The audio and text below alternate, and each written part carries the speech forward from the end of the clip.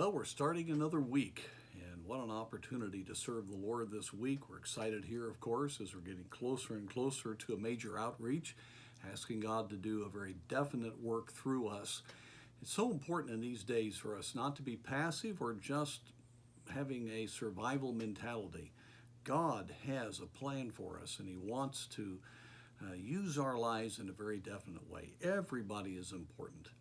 Now, I want to talk to you today about something that can really drag you down and you don't even realize it. Every one of us face it, and it is so easy. It's a trap we can fall into, and that is getting out of genuinely trusting the Lord to enable us for what we're doing for Him and to begin to rely on the flesh. I mean, that's just the natural reaction of all of us. We trust ourselves. And in Galatians, the Apostle Paul deals with the wrong thinking of actually having a system of thought that you earn God's approval, that you earn God's blessing, you earn God's grace. Of course, that's the great deception about salvation, but it is also a great deception about sanctification.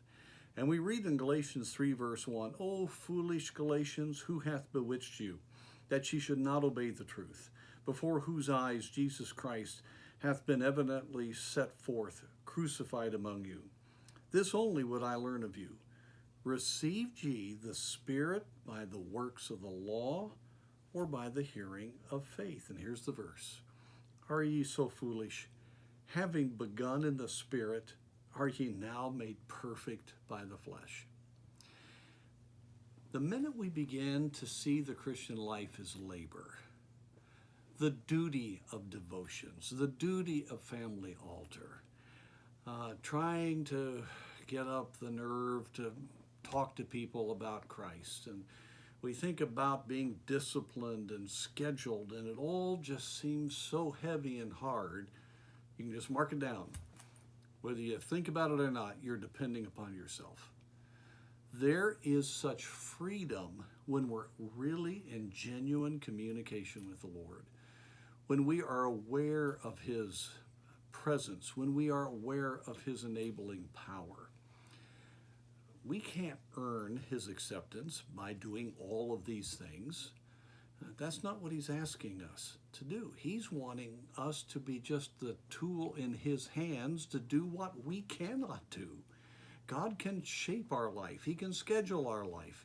He can give us a desire to meet with Him. He can give us a love for souls. Now, we have to take the steps of faith. We've talked about that. We have to be active in our walk with God. But it's all about doing that which only He can do, not what we can achieve or what we can do through our strength. And I have to bring this up because this is just the default position that every Christian falls into if they get a little bit off center and are really not walking with God. And this is one of the very clear indicators that you're really not in fellowship with God like you think you are. Now, let's face it. The flesh doesn't want to have devotions. The flesh doesn't want to talk to somebody you don't know. The flesh doesn't like to be negatively responded to. The flesh doesn't want us to be sacrificial in our schedule and to be determined to make the most of our life.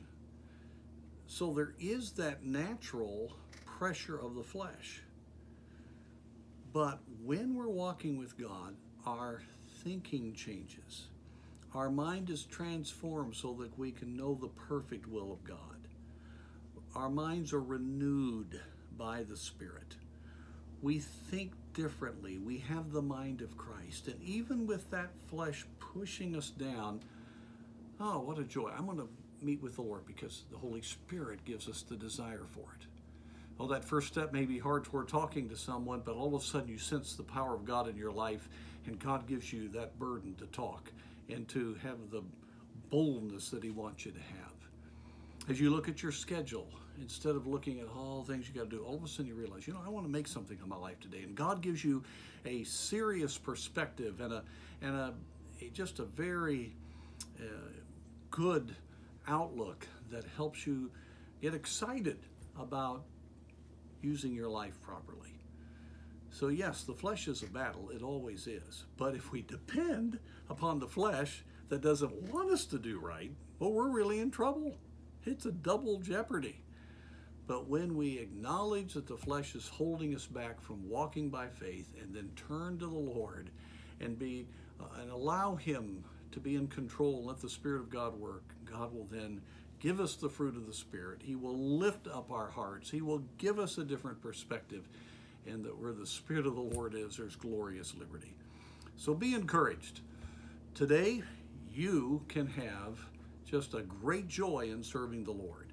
And I want to encourage you to not look to yourself for strength, because you'll be pulled down, but look to the one who's ready to renew your spirit and to lift you up even right